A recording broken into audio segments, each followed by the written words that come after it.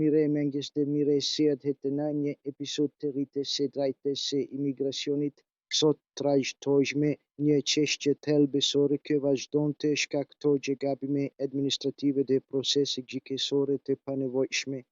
Konvertimin e legjes së qendrimit për punë sezonale në legje për punë të varur, dhe sidomos nëse skadimi i legjes sezonale mund të bëjë të papranueshme kërkesën për konvertim. Pika e nisës është një vendim i Gjykatës Administrative Rajonale të Ligurias i publikuar me 7 korrik 2025. Rasti është i thjeshtë, një punëtor i huaj mbajtës i një laji sezonale paraqitet kërkesën për konvertim pas i leja ka skeduar. Prefektura e refuzon kërkesën duke pretenduar se konvertimi është i mundur vetëm nëse legja është ende e vlefshme.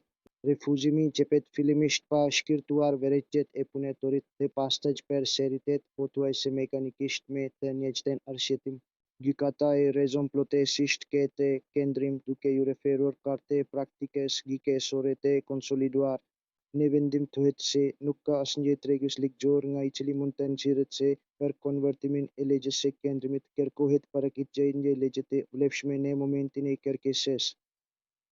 Ky është një pasazh vendimtar, sepse s'ka një praktike administrative pa asnjë bazë ligjore. Teksti unik i imigracionit nuk kërkon që legja sezonale të jetë e vlefshme në kohën e paraqitjes së kërkesës për konvertim. Nuk e kërkon legjislacioni sekondar, nuk e kërkon asnjë karkore, kur një kusht nuk është parashikuar nga ligji, buxhetit nga administrata për bën kufizim të pajustifikuar që prek drejt për drejt rrugëtimin profesional të punëtorit. Rasti i Genovës tregon qartë se çfarë ndikimi ka në këto lëvizime. Edhe pas di masave të përkohshme të gjykatës, prefektura mbeti e palevitshme të refuzoi të rishkirtonte kërkesën pa u mbështetur te skadimi i legjes. Por gjykata është prerë, kur administrata të rihapë çështjen, ajo duhet të vlerësojë kërkesën në themel, të verifikojë plotësimin e kushteve materiale për punën e varur dhe të garantojë pjesëmarrjen procedurale të punëtorit. Gjykata vëren gjithashtu se prefektura nuk ka shkirtuar vërejtjet e punëtorit, duke i hedhur poshtë si të papranueshme, pa dhënë asnjë argumentim real. Ky është një tjetër synim procedural që i shtohet keq interpretimit të kuadrit ligjor. Megjithatë, çështja thelbësore është vetëm një dhe duhet të hapur, sepse shpesh neglizhohet. Skadimi i lejës sezonale nuk i bllokon dhe nuk mund ta bllokojë konvertimin. Qëllimi i konvertimit është të siguroqë vazhdimësinë e punës së rregullt dhe të mundësojë punëtorëve sezonale stabilizimin e marrëdhënieve të punës tashmë të filluara. Lidhja e këtij procesi me një kusht formal që ligji nuk e parashikon do të sonte në rezultate të parsyeeshme, duke dëmtuar si punëtorin, ashtu edhe punëdhënësin që ka planifikuar punësimin.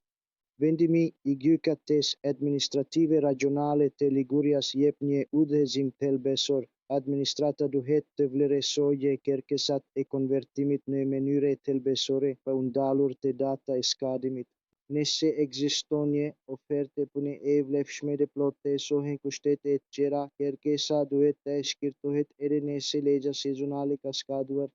Ky është një mesazh i rëndësishëm për të gjithë për punëtorët, sepse u garanton se rrugët e tyre të integrimit profesional nuk mund të ndërpritet për një kusht të pakënë. Per prefekturat, sepse i detyron të harmonizojnë praktikat me ligjin dhe me jurisprudencën e qëndrueshme. Per juristët dhe profesionistët, sepse konfirmon një linjë interpretimi tashmë të konsoliduar në nivel kombëtar. Faleminderit që na dëgjuat. Do të vazhdojmë të ndjekim vendimet që lidhen me konvertimet, marrëdhëniet e punës dhe stabilitetin e qëndrimit, sepse pikërisht në këto fusha përcaktohet funksionimi real i politikave të imigracionit.